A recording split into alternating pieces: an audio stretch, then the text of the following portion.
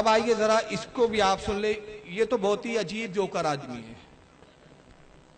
یہ عجیب انداز میں تقریر کرتا ہے. تقریر کم لگتی ہے, قوالی زیادہ لگتی ہے.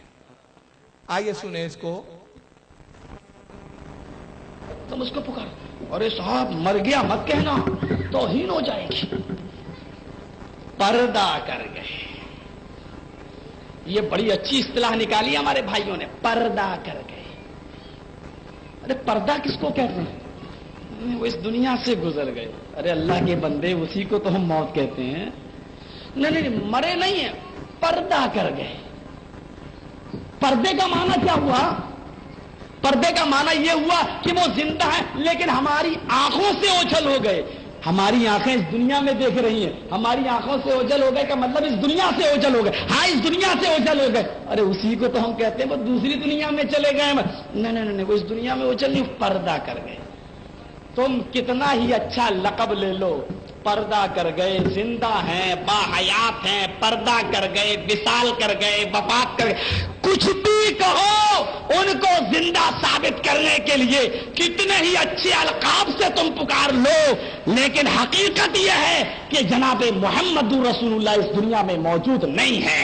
اگر ہے تو مجھے بتاؤ, اہل حدیث کا یہ گناہگار بندہ محمد الرسول اللہ سے ملنے کے لیے جائے گا. مجھے ایڈریس دو, مجھے پتہ بتاؤ کہ زندہ ہے تو کہاں ہے, کس جگہ ہیں, کہاں ملیں گے. میں جاؤں گا. میں ان کو اپنے گھر پہ بلا کے اپنا غلام نہیں بناؤں گا کہ جب چاہو اپنے گھر پہ بلا لو, جب چاہو 2 بجے بلا لو, مرضی چاہے تو 12 بجے بلا لو, مرضی چاہے تو 10 بجے بلا لو. ہم ان کو اپنے گھر پہ بلانا گوارا نہیں کریں گے. میرا گھر اس لائق نہیں کہ ہم آقا کو بلائیں.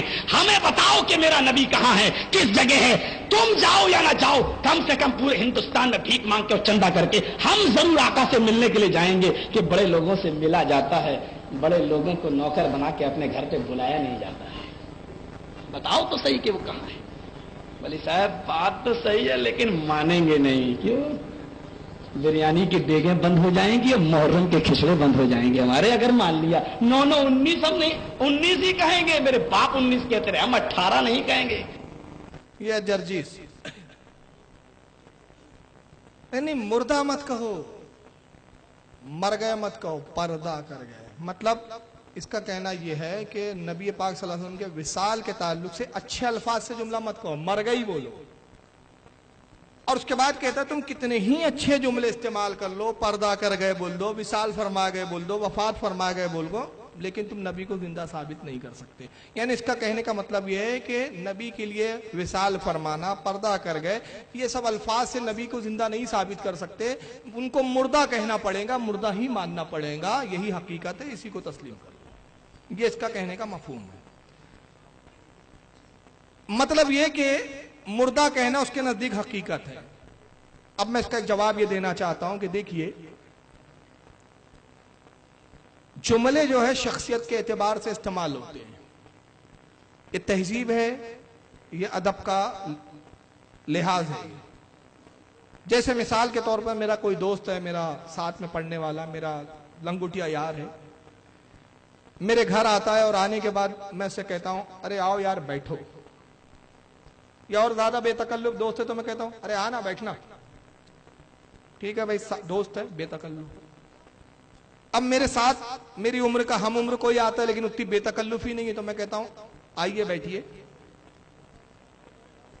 اس کے بعد کوئی میرا بزرگ آتا ہے تو ان سے بھی میں کہتا ہوں آئیے بیٹھیے. کوئی عالم دین آیا تو میں کہتا ہوں آئیے تشریف رکھیے.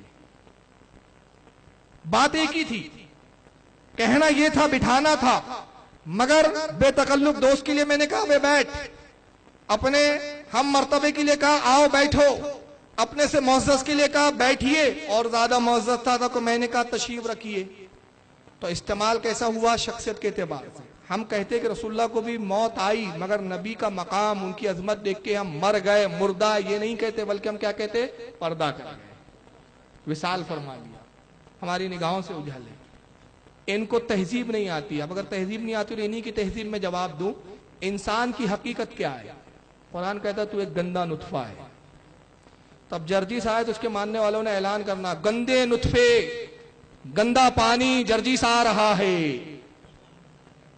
حضرت مولانا کا ہی کو کہہ رہے ہو بھائی, حقیقت تو جو قرآن نے بیان کی وہ بیان کرنا, جو اللہ بیان کر رہا ہے. کہ تم ایک محض گندا پانی ہو.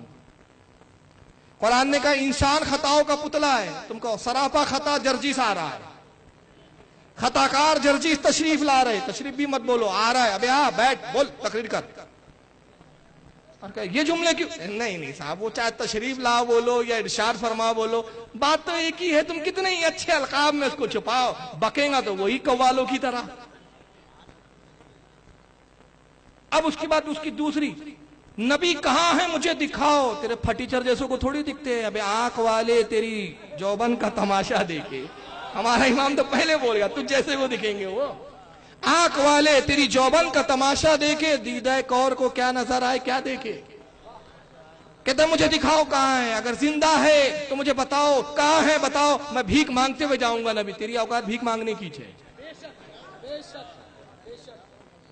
اوقات بھیک مانگنے کی ہے. بھیک مانگتے ہوئے جاؤں گا, ملاقات کروں گا. مجھے بتاؤ اللہ زندہ ہے یا نہیں.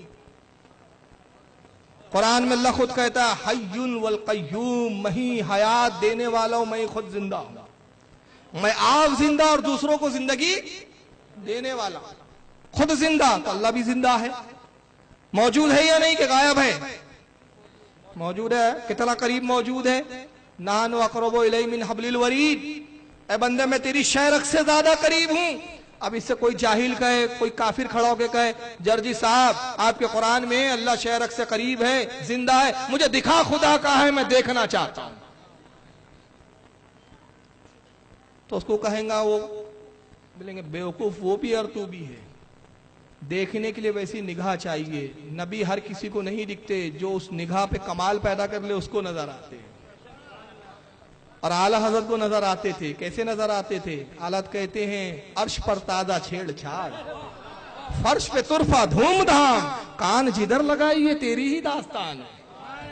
یہ نگاہ اعلیٰ حضرت تھی. بیٹھتے تھے بریلی کی زمین پر, مگر عرش اعظم پر جو فرشتوں میں نبی کے ذکر کی چھیڑ چھاڑ ہوتی تھی اس کو بھی دیکھتے تھے, اور دنیا کے مختلف خطوں میں جہاں نبی کی گفتگو ہوتی تھی اس کو بھی ملاحظہ کرتے تھے.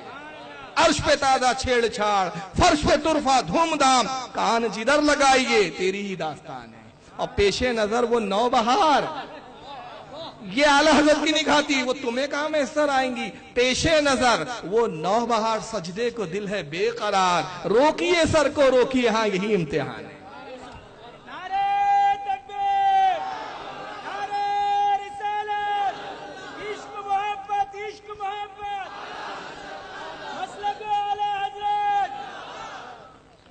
اب جرجس کی اماں دکھے نا تو یہ نہیں کہنا جرجس کی اماں ہے, کہنا یہ وہ عورت ہے جرجس کا باپ جس کے ساتھ سوتا ہے. بھئی حقیقت ہے یا نہیں؟